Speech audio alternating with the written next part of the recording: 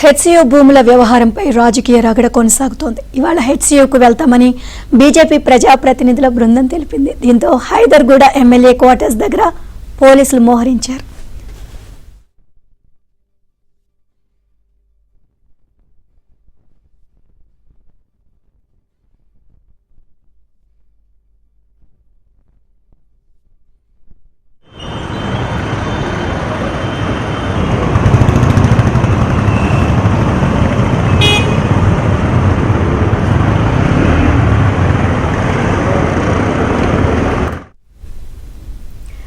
HCU భూముల వ్యవహారంపై రాజకీయ రగడ కొనసాగుతుంది. ఇవాళ హెచ్సియుకు వెళ్తామని బీజేపీ ప్రజా ప్రతినిధుల బృందం తెలిపింది.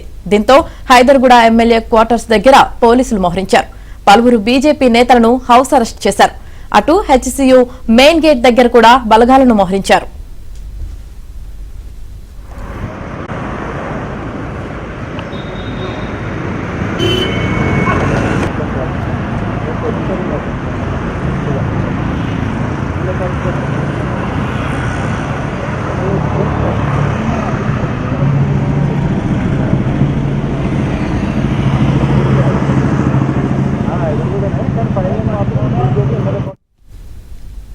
ఇప్పటికే ఆ భూములు ప్రభుత్వానివేనంటూ టీజీఐఐసీ ఆధారాలను బయటపెట్టింది. దీనికి సంబంధించి 2 ప్రకటనలు విడుదల చేసింది.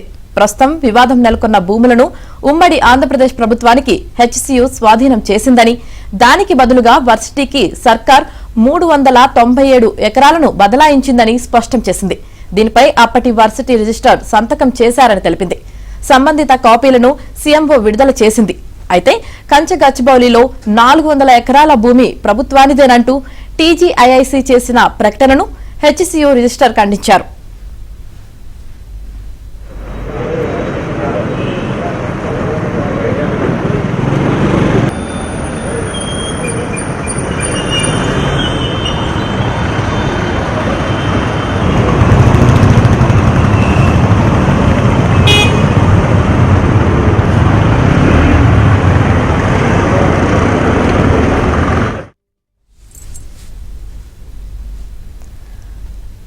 కంచగచ్చిబౌలిలో వేలానికి ప్రతిపాదించిన 400 ఎకరాల్లో ఒక్క అంగుళం కూడా హెచ్సియు భూమి లేదని, ఆ భూమిపై పూర్తి యాజమాన్య హక్కు తనదేనని ప్రభుత్వం స్పష్టం చేసింది.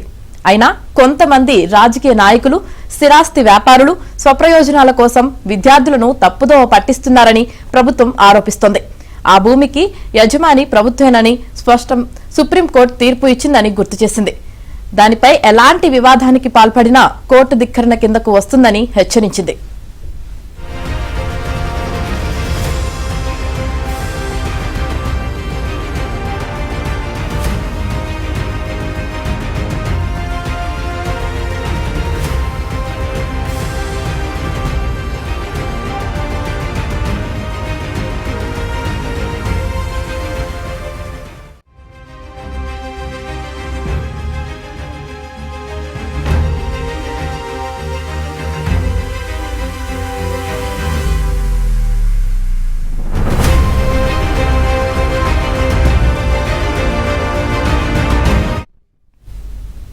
హెచ్సియు భూముల వ్యవహారంపై రాజకీయ రగడ కొనసాగుతుంది. ఇవాళ హెచ్సియుకు వెళ్తామని బీజేపీ ప్రజా ప్రతినిధుల బృందం తెలిపింది.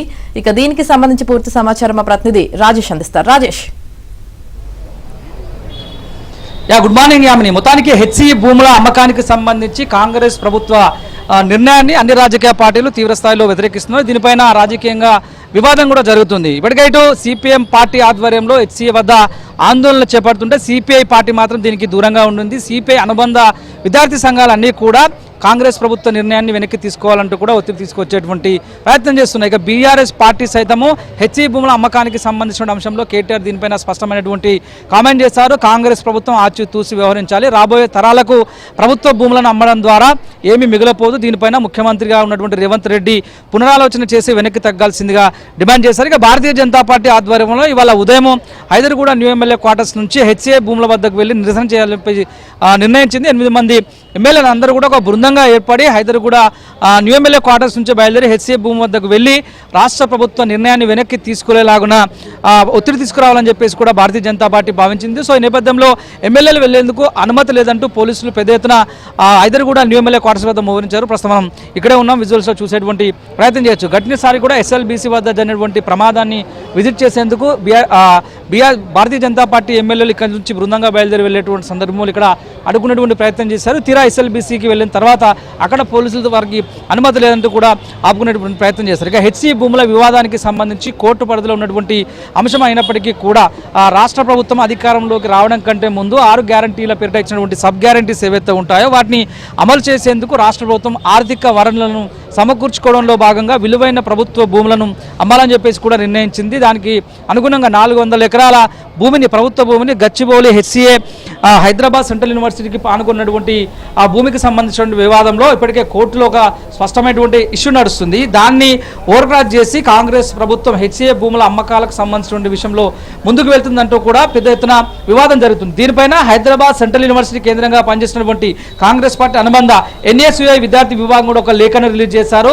ప్రభుత్వం ఈ నిర్ణయాన్ని వెనక్కి తీసుకోవాలి, హెచ్సిఏ భూముల అమ్మకాన్ని నిలుపుదల చేయాలి, ఆ భూమిని యూనివర్సిటీ పరిధిలో ఉన్నటువంటి భూమిని అంతా కూడా యూనివర్సిటీకే కేటాయించలేకుండా రాష్ట్ర ప్రభుత్వం ఒక నిర్ణయం తీసుకోవాలని చెప్పేసి కూడా లేఖ కూడా రిలీజ్ చేసింది. ఎక్సెప్ట్ కాంగ్రెస్ పార్టీ మినహాయిస్తే మిగతా అన్ని రాజకీయ పార్టీలు హెచ్సిఏ భూముల అమ్మకానికి సంబంధించినటువంటి అంశంపైన పూర్తి స్థాయిలో వ్యతిరేకతను ప్రదర్శిస్తున్నాయి. దీనిపైన ఒత్తిడి తీసుకురావాలని చెప్పేసి కూడా అన్ని రాజకీయ పార్టీలు భావిస్తున్నాయి. ఈ నేపథ్యంలో ప్రభుత్వం ఇప్పటివరకైతే వెనక్కి తగ్గలేదు. పర్టికులర్గా భారతీయ జనతా పార్టీ ఇచ్చినటువంటి పిలుపు ఏదైతే ఉందో ఆ పిలుపుని ముందస్తుగా అడ్డుకోవాలని చెప్పేసి రాష్ట్ర ప్రభుత్వం భావిస్తూ ఉంది. దానిలో భాగంగానే ఎమ్మెల్యే క్వార్టర్స్ వద్ద భారీగా పోలీసులు మోహరించారు. ఎమ్మెల్యేలు ఎవరైనా బయటకు వస్తే వాళ్ళని అరెస్ట్ చేసేందుకు కూడా పోలీసులు సిద్ధంగా ఉన్నట్టు తెలుస్తుంది. మనం చూడొచ్చు, పెద్ద ఎత్తున పోలీసు బలగాలన్నీ కూడా హైదరాబాద్ న్యూ ఎమ్మెల్యే క్వార్టర్స్ మోహరించారు.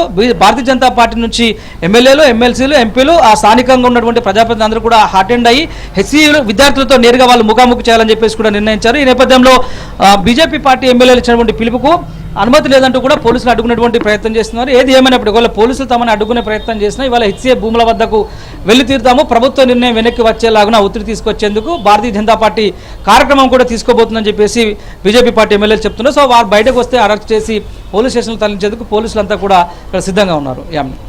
అయితే రాజేష్, ఇప్పటికే పలువురు బీజేపీ నేతలను హౌస్ అరెస్ట్ కూడా చేశారు కదా, మరి ఈ నేపథ్యంలో ఆ నేతలు ఏమంటున్నారు? అంటే పార్టీకి సంబంధించిన వాళ్ళు ఖచ్చితంగా కాంగ్రెస్ ప్రభుత్వం 6 గ్యారెంటీలను అమలు చేసేటువంటి భాగంలో ప్రభుత్వ భూములను, విలువైన భూములను అమ్మడం ద్వారా భారీగా ఆదాయ వనరులను సమీకరించుకోవాల్సిందిగా ఆలోచన ఇస్తుంది. ఇది భవిష్యత్ తరాలకు తీరని ముప్పుగా ప్రమాదం వాటిల్లే అవకాశం ఉంది. ఎందుకంటే రాబోయే రోజుల్లో భారతీయ జనతా పార్టీకి సంబంధించినటువంటి ఎమ్మెల్యేలందరూ కూడా ప్రజాక్షేత్రంలో కాంగ్రెస్ పార్టీ వైఖరిని, కాంగ్రెస్ పార్టీ వైఫల్యాలను ఎండగట్టేటువంటి క్రమంలో పర్టికులర్గా రాబోయే రోజుల్లో జూన్ తర్వాత లోకల్ బాడీ ఎన్నికలకు షెడ్యూల్ రాబోతుంది. ఈలోగా కాంగ్రెస్ పార్టీ ఇచ్చినటువంటి 6 గ్యారెంటీలను సమర్థవంతంగా అమలు చేయాలంటే భారీగా ఆర్థిక వనరులను సమకూర్చుకోవాలన్నటువంటి అవసరం ఉంటుంది. ఈ నేపథ్యంలో ప్రభుత్వానికి ఆల్టర్నేటివ్గా ఆర్థిక వనరులు సమకూర్చుకునేటువంటి వెసులుబాటు లేదు. దీంతో భూముల అమ్మకమే ప్రధాన ఎజెండాగా మారింది. భూముల అమ్మకం ద్వారానే భారీగా ఆర్థిక వనరులను సమకూర్చుకుని దాదాపు 40,000 కోట్ల రూపాయలను ఈ భూముల అమ్మకం ద్వారా ప్రభుత్వ ఖజానా నింపుకునేటువంటి వెసులుబాటు దొరుకుతుంది. తద్వారా రాబోయే రోజుల్లో అంతా కూడా ప్రభుత్వం ఇచ్చినటువంటి 6 గ్యారెంటీలు, సబ్ గ్యారెంటీస్ వీటిని అమలు చేయాలంటే ఆర్థిక వనరులే ప్రధాన సమస్యగా మారినటువంటి అది ఉంది. కాబట్టి దీన్ని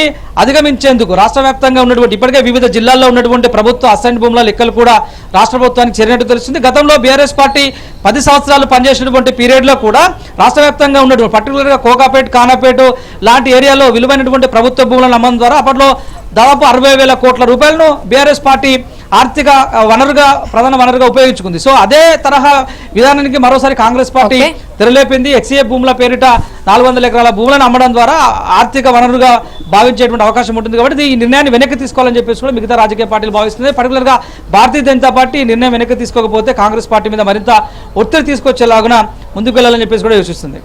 right, thank you Rajesh.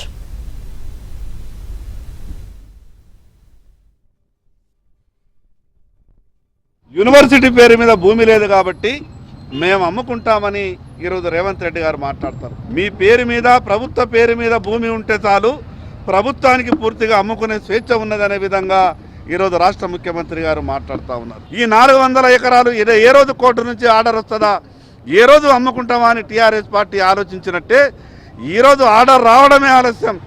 Eenadu Congress party ఆ యొక్క భూమిని అమ్మి వేల కోట్ల రూపాయలు ఈరోజు అమ్మిన భూమి ద్వారా లంచాలు తీసుకొని ఆ యొక్క సొమ్ముతోనే సంక్షేమ పథకాలు అమలు చేస్తామని చెప్తారు. డబ్బే కావాలనుకుంటే వేల కోట్లు లక్షల కోట్లు ఎక్కడికి వెళ్ళన్నా డబ్బు అప్పుగా తీసుకురావచ్చు, లేదా ఏదైనా ఆస్తులు సృష్టించి డబ్బు సంపాదించవచ్చు. కానీ భూమిని ఎక్కడికి వెళ్ళి తీసుకొచ్చి ఆ యూనివర్సిటీ పక్కకు పెట్టగలుగుతారో ఈ రాష్ట్ర ప్రభుత్వం కాంగ్రెస్ పార్టీ సమాధానం చెప్పాలా. వాళ్ళ మీద లాఠీలు కులిపించి ఉగ్రవాదుల్ని తరిమినట్టుగా తరిమి